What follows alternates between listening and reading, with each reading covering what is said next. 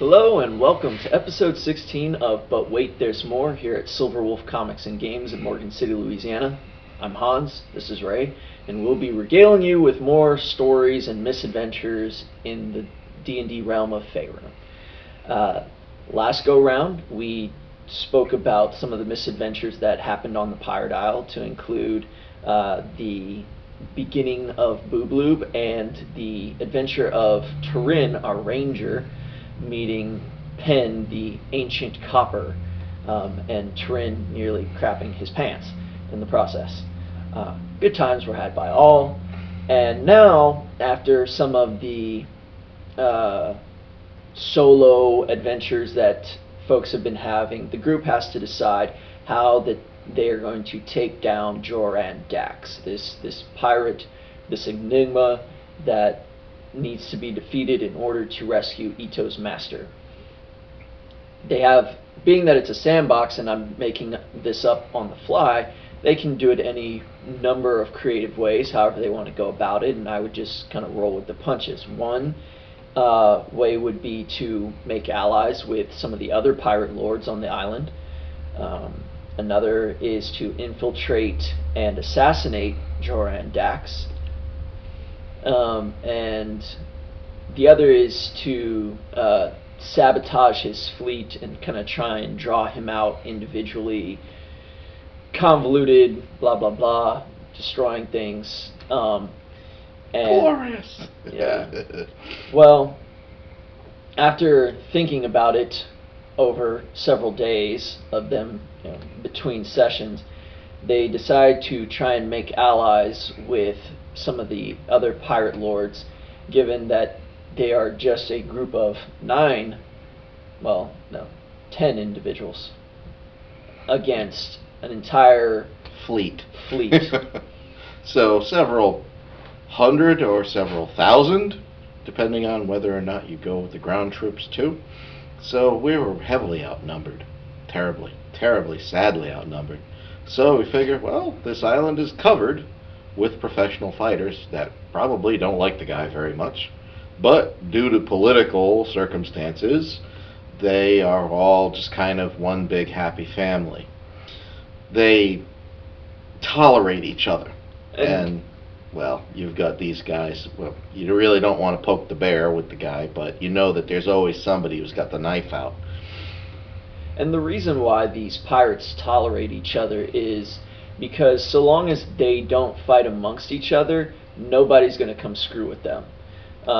You have Waterdeep, Baldur's Gate, any number of other entities that would love to go take out the pirates, but you have all these professional fighters living together semi-peacefully, and while they would love to kill each other, at the same time, if somebody decided to poke the hornet's nest, they would all work together to get rid of the authorities. Mm.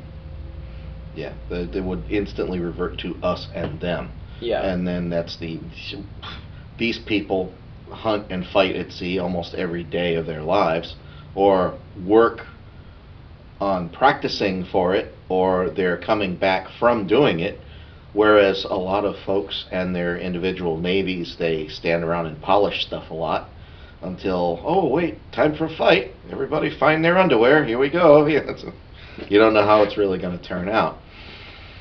So nobody's tried to take a bite out of that island yet, and here we are in the middle of it. Woo! Now, who they choose to ally with, they already kind of have a loose friendship with the Tink Master. They're more of the pirates, the freedom-loving pirates, not the kill everything and, Raiders. Yeah. Raiders, brigands, reavers, whatever you want to call them. It's the pirates that everybody likes in the movies, that, the handy rogues and so on, but then you've got the pirates that they use in a lot of the up-to-date films where you're dealing with pirates acting the way they're supposed to act, and are historically proven that they just come in and kill everybody or take what they want and burn everything else. So, here we are. Who should we deal with? Well, the Tink Master is a handy element because Well, he's got one edge that no one else has. He's got gunpowder, and he actually has developed the power of steam. So even in a calm sea with no wind, he can still get around. And well, getting hit with a 800 or 900 pound stone ball really would ruin someone's day. So it's like, he's handy, but he's one ship and a small group of hangers-on. Yeah. And there are others that will probably throw in, but when you start looking at some of the other folk, now there is this one individual who has a very interesting fleet, fair size. Her name, well, the way they refer to her is they call her the Dark Lady. Mm-hmm. Now, she is a Drow, which, okay, that kind of tips the nod. Pirates are bad enough. Drow pirates? Really? Yeah, seriously. So, but you would think that there is less of the rabid dog in an individual like that. They're probably more used to planning, being more cold and calculating about it. So you figure it would probably be easier to at least negotiate with a person like that instead of walking into the hornet's nest and hoping you walk out with your scalp. Mm-hmm. Yeah, and her name is Valanth Fanal, but the Dark Lady was just so much easier, so I went with that moniker. And her ship is the Shadow Dagger, appropriate. Yeah, it's the one that goes in right in the right kidney. Yeah.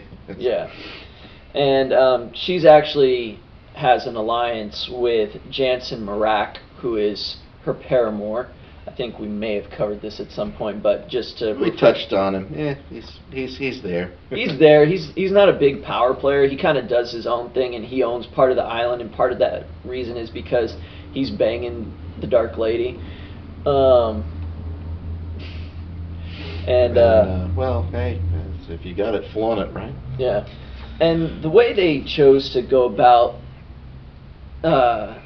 impressing her or getting her attention is in their first meeting with her, they are going to bring her a gift. This gift is the head of one of Joran Dax's captains. The idea being is saying, look, we're capable, we're sneaky, we like to kill things too. Here's this guy's head. Why don't we go kill the main guy? Kind of deal. It sounded good coming right out of the gate, but I think we should have thought on it a little bit more, because that was a whole adventure unto itself. Now here we're going to pick off this guy. Now, except for one person, none of us are assassins. I mean, this is the kind of thing where you would figure you'd have a whole group of people that are all trained in the dark arts of sneaking and peeking and picking off one guy and getting away free. Well, in other words, what happened is a bunch of ham-handed people tromped into town with this half-baked, half-assed plan, and it seemed like a good idea at the time. It worked. It worked. Oh, yes, it worked. But you see, the problem was it's okay, we have to pick off one of Joran Dax's captains.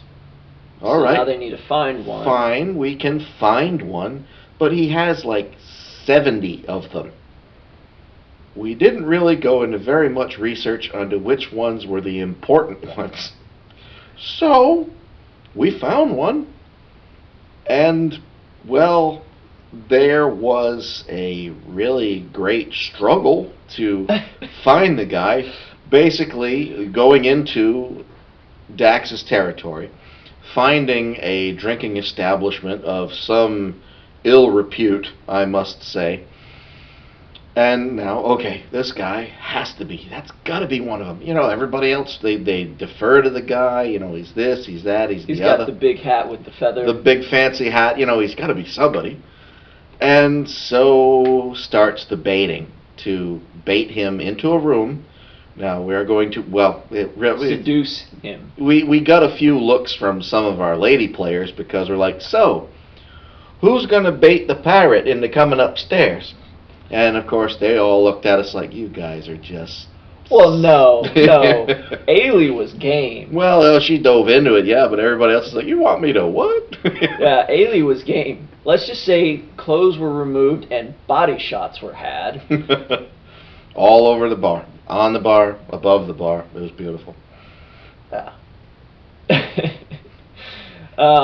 Anyway, they get him to a room upstairs, and they're about to go at it, and he's distracted. And then the assassin, Muriel, who is also included in this, though she's been a little bit more demure and allowed Ailey to be the more, what would be the word? Extravagant? Move on. They're just more out there person getting him interested while they're about to get busy. She hits him in the back and does the whole assassination thing because he's surprised when he gets. Boy, is he surprised. And they get him, and other things ensue, and they take his head, and yeah. It was an interesting night. That was a thing. Shame was had. And yes, the walk of shame was done. and then they go back to their territory with this guy's head in the bag of holding, and they're like, okay, now we need to set up communications with the Dark Lady. The Tink Master arranges it because the Pirate Lords have various ways to communicate should they need to. And they get an appointment with the Dark Lady. Now, Fergus and most of the crew are going to go, but at the same time, Helena is going to try and launch the Boobloob Empire and start doing that by selling Boobloob in the Dark Lady's territory. Great idea, great way to start off the whole spy thing. Maybe she can gather some, information, this, that, and the other, in the process, as well as make a little bit of coin. Good idea. But wait. But. There's more. Yes, there was more. Yes. Now, while the majority of the group is going to talk to the Dark Lady, Helena is going to do that with some bodyguards. Figured, let's keep her safe. Young, very attractive looking lass in a very rough part of town selling feminine products. Out of the back of a wagon. Yeah, out of the back of a wagon. So Muriel, played by the other person's mom, goes along, as well as Rithian. Our healer. The main healer. The main healer. The lawful good healer. Keep note of that. The servant of a lawful good god, Lathander. Bear that in mind. Now, granted, she is in the wagon, and she's keeping a low profile. I mean, she's not walking around. She's not doing that. It's like cloaks are the order of the day. And they've been keeping her on the ship. The whole assassination mission, she wasn't there. She stayed on the ship because, it probably would have been bad trying to do this with a cleric there that go, Yeah, it was a distasteful thing. Some of us were kind of like, this is probably a bad guy.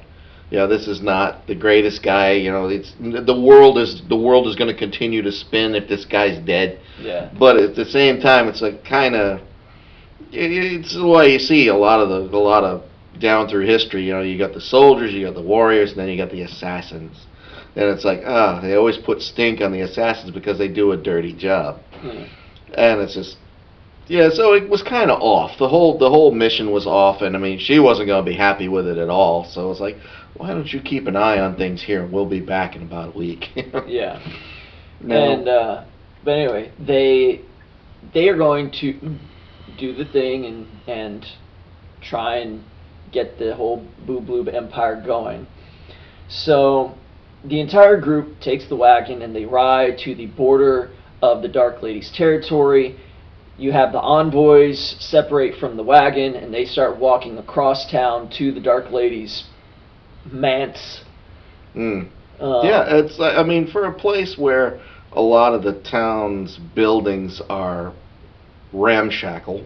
You know, there's a certain solidity to a lot of places, but it's a rough and tumble border town kind of feel. You know, you get that kind of scent off of the place. And it always seems like when you start going places where there are a lot of nasty pieces of work walking around, well, you know, the place probably takes on a certain flavor. Yeah. Or at least it'll linger as you walk through it.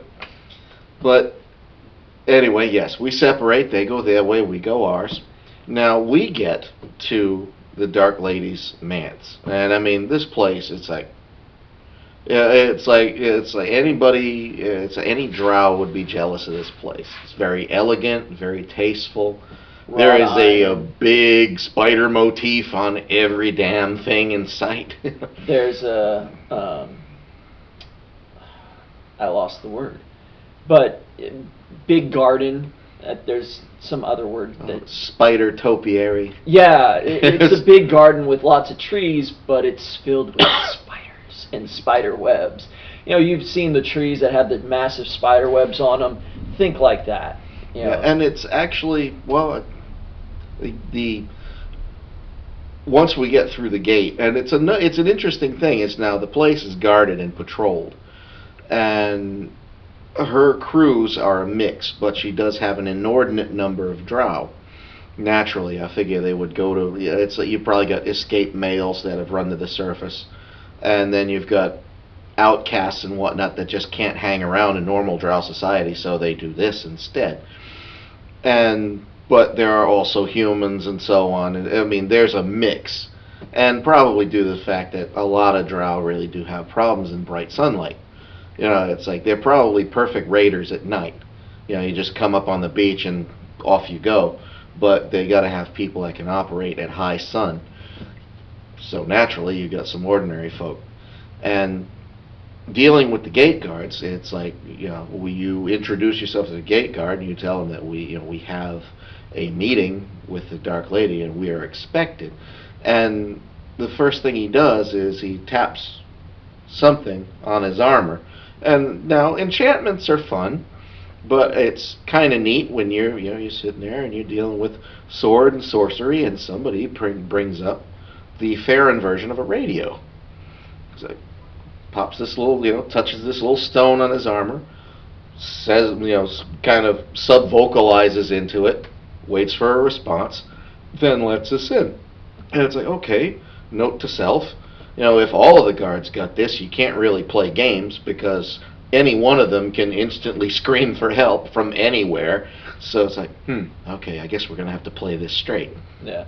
Now, while they were going to the Dark Lady's manse, they hear some explosions and loud bangs and sounds of a ruckus.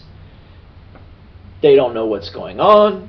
They just figure it's a pirate town. Somebody got in a bar fight. You hear that? And so they just kept going. It's like, hey, we don't want to start anything. We don't want to get into anything. We're just going to keep going. We're going to keep our meeting, and we're going to do this thing. People running by that way. Yeah. Well, something's going on the other side of town. So I wonder what. In the meantime, while they're making their trek to the Dark Lady's manse and getting ready to talk to the Dark Lady, Heldena, Muriel, and Rithian are going to find some place to sell Boo-Blue.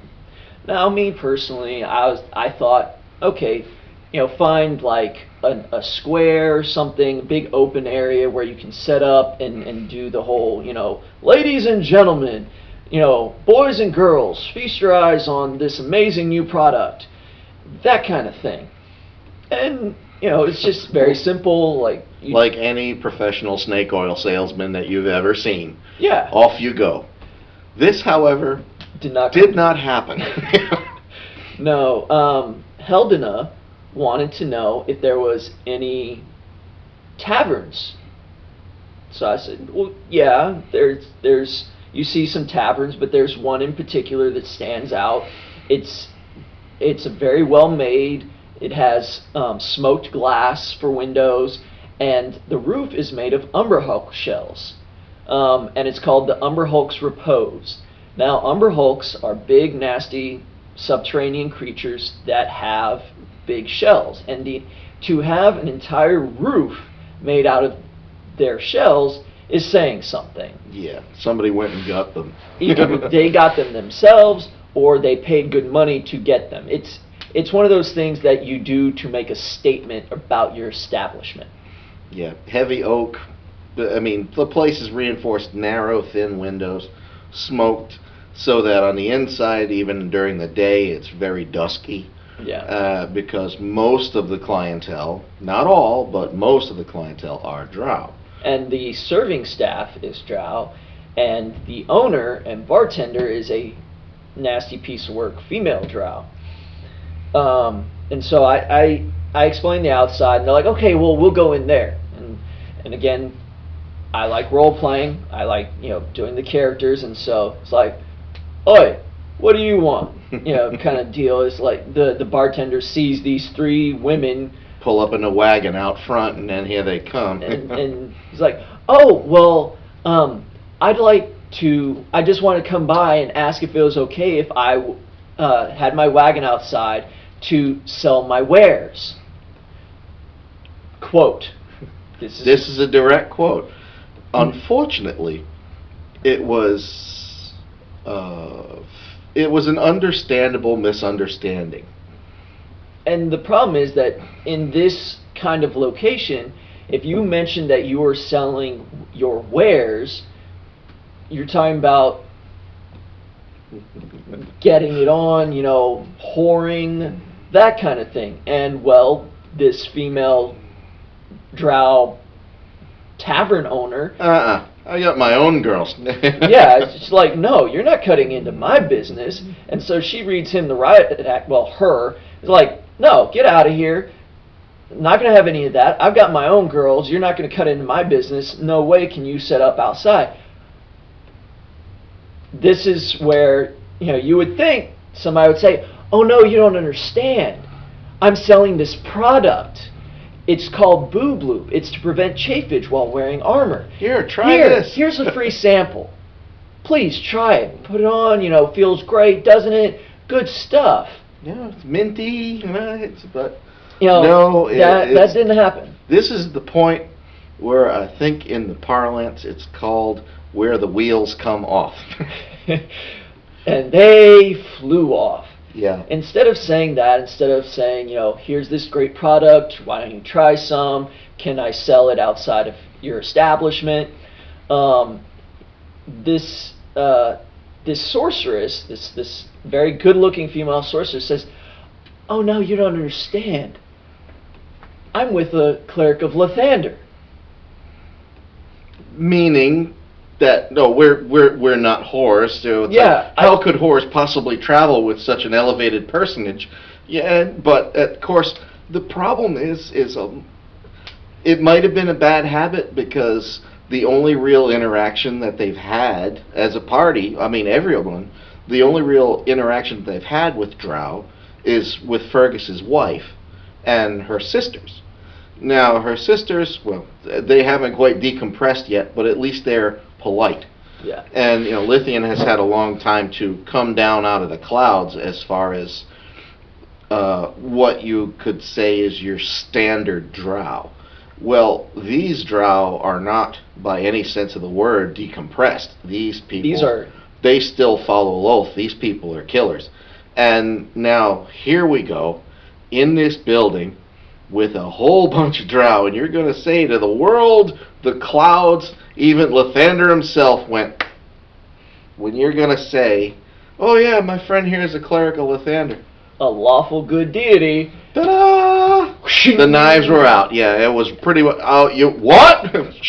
And it was on. It got ugly quick. And bodies started dropping. They're pretty high level, the three of them, and so they could hold their own, but they're being overwhelmed. There's just too many. There's numbers, and of course, once the fight really starts to get rolling, people outside hear, they're hearing spells going off and this, that, windows breaking. Fireballs. And so naturally, other people are coming to see what's going on.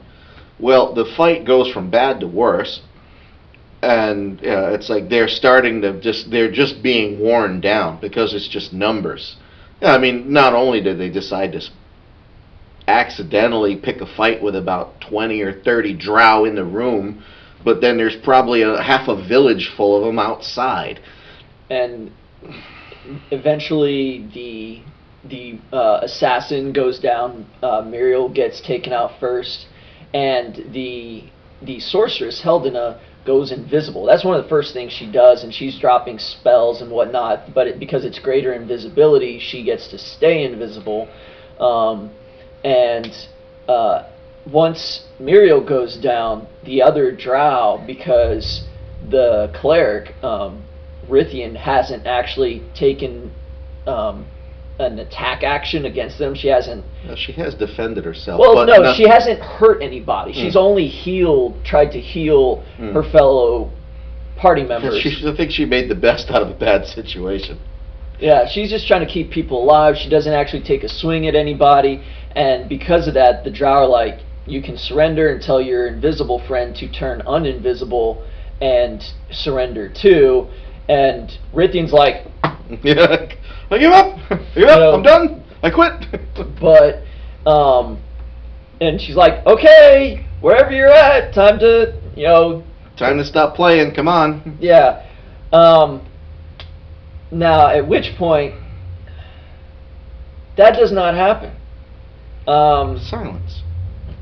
All you hear is the shuffle of feet, and then a whoop, or whatever sound teleportation makes, like a popping sound. Yeah, that little vacuum thing, maybe. Well, what happened was he thought he was going to be slick and moved to a window so he could see out, and then misty step away.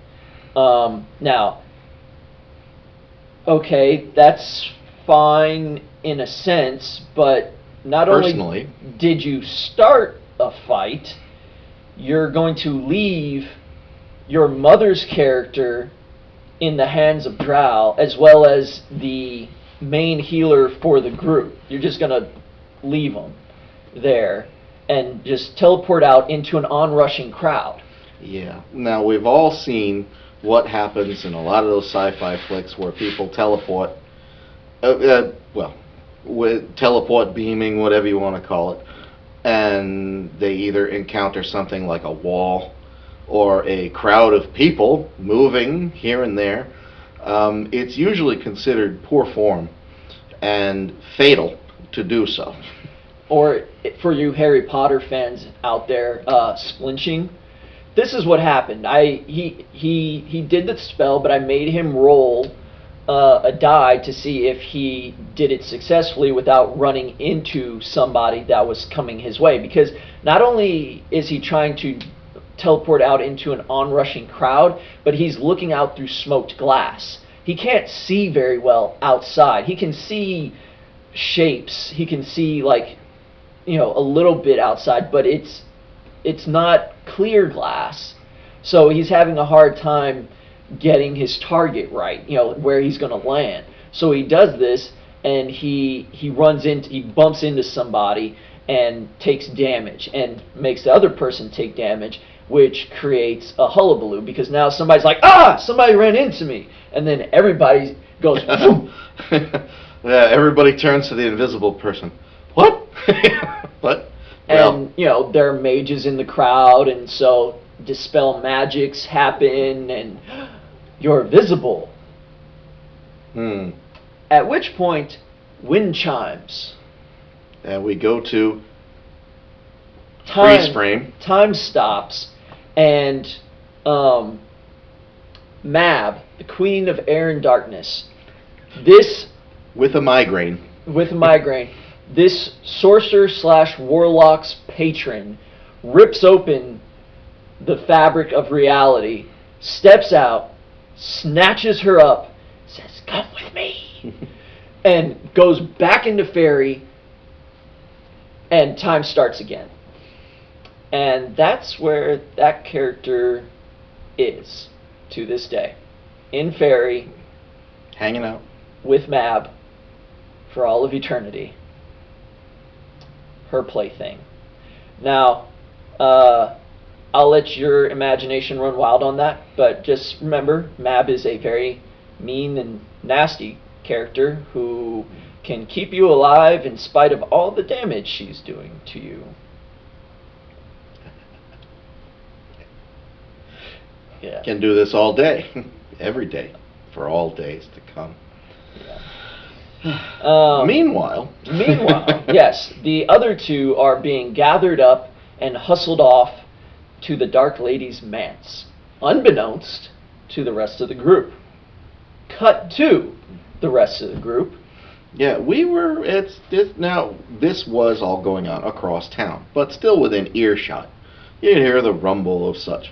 Well, Fergus, luckily, over the years that he's been married to Lithian, has picked up the rudiments of the Drow language. He's not fluent. She laughs at him all the time because he has a bit of an accent. And he's conversant. Yeah, he can make himself understood. And it's kind of a nod. I don't know. It's like what I was thinking of. You're really talking to a woman in this sort of a position. Now, you're not on an island off the Sword Coast somewhere. You're holding court with a Drow who is probably was a noble at one point or another. And if anything, is a powerful woman who might be prone to flights of fancy or flights of daggers. You never know. So we get in the place and we finally are introduced to this woman. Now, it's very regal. The room is very well appointed. She's almost literally holds court. She actually has a small throne. And very nice chair. Her paramour kind of keeping her knee warm, as it were. And it's, hats off, kind of keep the hair and the beard and whatnot, and so on, and everybody be on best behavior, and set up the conversation and start off in her language. And she's a bit surprised at this, I suppose. And this is we broach the idea that it's like we're new to the island, but we see how things are and how things could be better. And Fergus makes his pitch that, look, this guy is a danger, and maybe he shouldn't hold as much of the island as he should, and maybe somebody should take him down a peg or two. Now, I'm not outright asking her, look, right out of the gate, that she's thinking, who the hell are these people, where they come from, and they go ask me something like this right off the bat. But to just plant the suggestion in her head that, it's like we're just feeling it out here, and it might be a good idea. And he does a wonderful job of tiptoeing around the conversation for what he is suggesting. He doesn't ever come out and say it, which is a wonderful thing. That's what you do with nobles. You pussyfoot around it until it's time for them to make the decision for themselves. And this accent is the best I could do for a Russian accent. But I thought it was a nice touch. And so she really enjoyed his wordplay and his ability to avoid suggesting outright the slaying of Joran Dax. And he was doing a wonderful job of convincing the Dark Lady to do this thing with them, up until something catches her attention.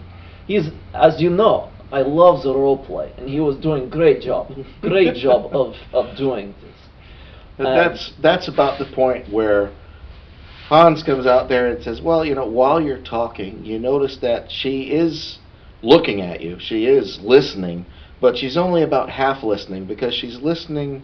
She seems to be listening behind herself, and it's just, she's got one of these things too. And someone is talking to her on it. And there's no perceptible change in the woman. Very calm, just very nonplussed. Yeah, we're good. It just, but I'm sitting there thinking, we're gonna do this. This is actually coming off better than I thought it would, because trying to come up with trying to shoot this plan, and we have an amorphous, big picture plan, but we have never actually sat down and scripted. Well, what do I say to this woman? What are we gonna do? Who's the spokesman? And somehow it just ends up being me. Okay, fine. But now here we are, and we had just made the presentation. Now this is where our original plan of picking off the ship captain, it's like, as we were doing it, the more we realized that maybe we didn't really think this one through. Because they present her the head, and she goes, "Who is this? Who is he to me?" And they're like, "Well, this is a ship captain for join." That is nice. Why do I care? And that was exactly it. She's like, I'm very happy for you. It's just like, but this is where now we really thought it. Maybe we should have hung around for another week and found one of the important ones where people knew his name. And it just, this is Fred so-and-so. That would have been better, like, oh, one of his lieutenants. Something like that. No, we picked off Fred, the guy who drives the garbage wagon. The garbage scow. He rows the poo out to sea and dumps it and then comes back. Lord only knows. But it just, and honestly, it's even worse because now anything that you put in a bag of holding is supposed to be in sort of a stasis. Like, if you put food or like fresh meat or something in there, it should keep. It should remain. But due to probably just the general way things were going, old Fred was starting to go off a little bit. So it's just like, remove that. Don't let it drip on the carpet. It's like, and it was just, it's like, get rid of that. Put it back in the bag. Put it back in the bag. Put it away. Go away. Shoot. And it was just, maybe the hat would have made a difference. Maybe the hat would have been recognizable. I don't know. But anyway, now things are looking up. It's like, okay, so you picked off one of his captains. Well, that shows a certain amount of fortitude, and we went out there and we got back unscathed, apparently. But that's when... Hold on a moment. I have other business to attend to. Let them in. And then, you have Rithian and Muriel being frog marched in. Now, Muriel is unconscious. She'd been reduced to 0 hit points, but luckily for her, she had a periaptive wound closure, which immediately stabilizes her. Handy thing. So, she's unconscious, but she's not dying yet. Just out. Yep. And you have Rithian, who's still alive and still very shiny. Hi, Cleric of Lathander. And the Dark Lady goes, "So, isn't it strange that you come speak to me about this thing you want to do? And these people begin a fight in my town, in one of my taverns, and kill my people." Now you can tell at this point, Fergus is sweating. As is it, because everybody, it's like the communal, oh no. Yeah. Because honestly, now you've got this is the clincher for role playing, is we're all sitting at one table. It's like the other three, which we had euphemistically called the Boob Brigade because it was all women. They were going to go off and do their little thing. All they had to do was park at a town square and keep their eyes open. That's all they had to do. And sell stuff and keep the nasty men from pawing them. That's all they had to do. And then all of this other stuff ensues. And the Cleric of Lathander comment happened, and the 6 other people that were at the table jumped up out of their chairs and scattered to the winds. Yeah, we were there. We were all sitting there, but it's like, we're across town. Now, folks, it's like, all you new players out there, it's tough You know, but I mean, they got a name for it when you start reacting to things that you can't possibly know. It's metagaming. Yeah. And it's a no-no. Yeah, don't do that. Don't do that. And it's just DMs will punish. Like if somebody metagames, I find creative ways to punish. Stuff will just fall on you. 2,000-pound weight. Acme. Things will just not go your way, and so it's one of those where you have to separate your player knowledge versus your character knowledge. And they did a great job. Everybody who jumped up and scattered did. It was like, well, it was an incredible, absolutely mind-numbing faux pas. Yeah. So it was just like, oh no, and I mean, we all had to get away from the table because of the tragedy that we just witnessed. But the big problem is you're all sitting at the same table, but you cannot react to information that your character does not know. Now there are ways, of course. Oh well, I'm gonna go over here and randomly search something, or gonna randomly talk to somebody, and they're gonna, oh yeah, there's a brawl down over here, and it's some fool talking about boobloob or something. And there are ways, but they weren't in a position. We weren't in a position to do that. There's no way we could have gone to help. And honestly, helping them would have been hurting, screwed the whole deal anyway.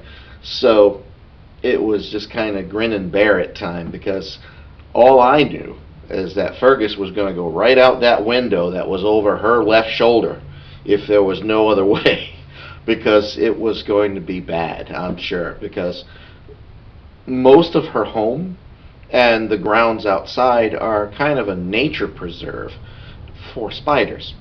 Now, okay, yes, banana spiders and, common garden types, and then you start getting off into the weird and bizarre and very rare spiders. But when you start getting the spiders that are as large as small dogs, though, like ones that a gnome could ride around on, or I'm sure somewhere on her grounds there was a phase spider or two where they could pop in and out of reality. Those are fun. Yeah. Now, so no matter what, once she loses her mind for whatever reason, we're in a bad way. And it was very close to being a full party wipe, like TPK, total party kill. They were like this close, and it required good role playing and some good rolls to get them out of trouble because part of their party just started a brawl and killed some of her people. And you're talking about a Drow who can be flighty at best, vindictive at worst. And so now Fergus is having to try and tap. Now here is the time to get on the bicycle, pedal away, because it's just going to get worse from here. The only thing I think, personally, observing the way everything was going, one of the oddest things, and most people will blink a couple of times, is one thing in our favor that seemed to save us was the fact that we had Krontis with us. Yeah. Now it's like you're running around with a cleric of Lathander, and it's like, well, we're mercenaries. We have a tendency to go. We're an eclectic bunch, because at the same time you've got somebody like him. Well, he's a nascent cleric of Loviatar. Yeah. I mean, level 1. Yeah, he's mostly rogue, but because he was doing so much worshipping of Loviatar, the goddess of pain and death, who's probably friends with Lolth, at least partially. They play Pinochle on Thursdays. I made him take 1 level in cleric, death cleric, because it just seemed fitting. And so you have this naturally evil guy, and he'd gotten her attention and kind of gotten on her good side a bit. But it did kind of take her aback, really looking, and it's like, we're a bunch, because we're from all over, and it's just, well, you've got a lawful good cleric and a lawful evil chaotic evil cleric working together.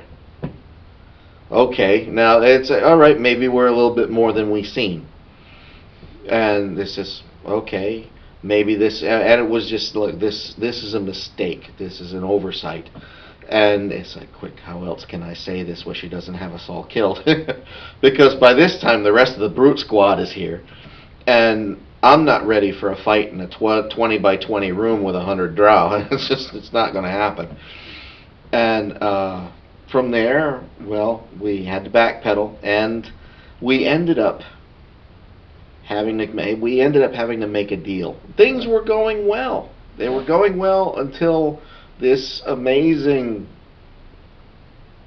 And I'm not going to use that word, but she wants something to.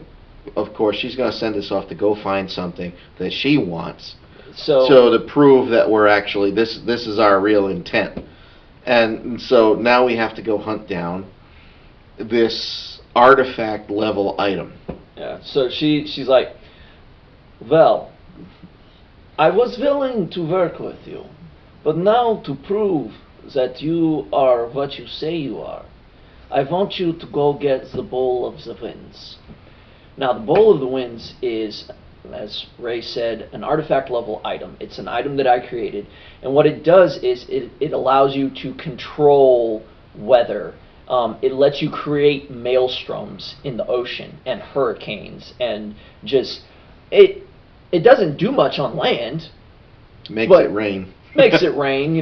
It's a nuisance, but on the ocean, in the hands of a storm sorceress, it can be a real force to be reckoned with. And it has to be a storm sorceress, which is one reason why she wants it, because she is one. She can control this thing. She can have this power, and with it, she can take on just about anybody. Because if you create a maelstrom, this big whirlpool that sucks down the enemy ship, it's like, oh, I need to get away. And there it is. Or better yet, if you've got a merchant fleet going somewhere and they're all traveling together for protection, you whip up a storm to scatter them. Yeah. Then you pick them off one by one. It's a lethal combination for a pirate, especially one that can do magic and all that other fancy stuff too.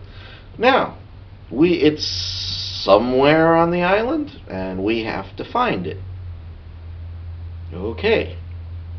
Well, we get out of there with our skins. Well, to finish off, there was a bit more role-playing that I had to do. And it was, as payment, to make sure you do this, you will leave one of your friends here. And Muriel's character it has to be left with the Dark Lady. Now, this is a problem for Rithian, who is lawful good. And so, I see Rithian's expression, I say, oh, is this a problem for you? Oh, will you have a problem leaving your friend here with me to suffer under my tender care? And she wants to, backtalk me. I can't remember exactly what she said. Oh, really? Well, I'll be sure to give her an appropriate welcome in my house. And, more backtalk ensues. And I look at the dwarf and I say, is she really trying to get the last word with me? And it was, both sides had valid points, but it's just like, at the end, get going. We're leaving now. The last thing you want to do is antagonize the woman. Now let's go. And it's one of those where I'm trying to make it so that everybody's fair game. This was a situation that should be difficult for Rithian's character, and this Dark Lady, who is a sadistic drow, would make it difficult for her. She would make a jab at this cleric who she has at her mercy, who is she's going to take her friend and torture her friend out of spite for what they did to her people, and out of spite for her being a servant of Lathander. And Casey, to this point, hasn't had this kind of interaction or much role-playing that she's had to do. There hasn't, she's just kind of been like a blank slate. She is the heal bot. And that's fine. Save us! Save us! And that's fine to a point, but I'm trying to get everybody invested in their character to role play, and so I couldn't not do this to her, being being an equal opportunity sadist in a way. Like, I don't want to be Smug bastard. but that's my job as the DM. I'm the bad guy. I have to be evil to make these things important to these characters, to these players. Because if I'm just like, oh, okay, you get away, you talk, and don't make them feel emotion, it's just they might as well be playing an online video game. There's no, where they're just a sprite on a screen. That's not what they're here for. You pen and paper role play in person to have that interaction, to have the emotional consequences of your actions presented to you. It's sort of an amateur acting class. Yeah. Well, depending on how crazy you want to get with it. I mean, you can actually jump up and run around with pool noodles and actually act out the fights if you want, but that's a little much. Yeah. Would be funny though. It's called LARPing. Yeah. Which can be fun too. As long as they don't cross swords with the SCA. SCA being guys who dress up in makeshift armor and actually whack away with... The Society for Creative Anachronism, I believe it is, and they have similar, I mean, they have battles. There is the whole feudal lord type play, but their armor is real. They're usually wearing leather and steel built and modified over hockey pads and whatnot, and they use rattan weapons because, well, it's a wood that when it breaks even, it doesn't leave a splinter. Well, if some kid runs out of a bush and bops one of these guys with a foam sword because he's LARPing, and this guy swings around and levels him with a 4-foot hunk of wood or breaks his collarbone, they really shouldn't mix. Yeah, but we digress. So, Rithian has to pry. Well, Fergus has to pry Rithian away from having a verbal sparring match with the Drow princess. We need to go. Who can have them killed at just about any time that she wants.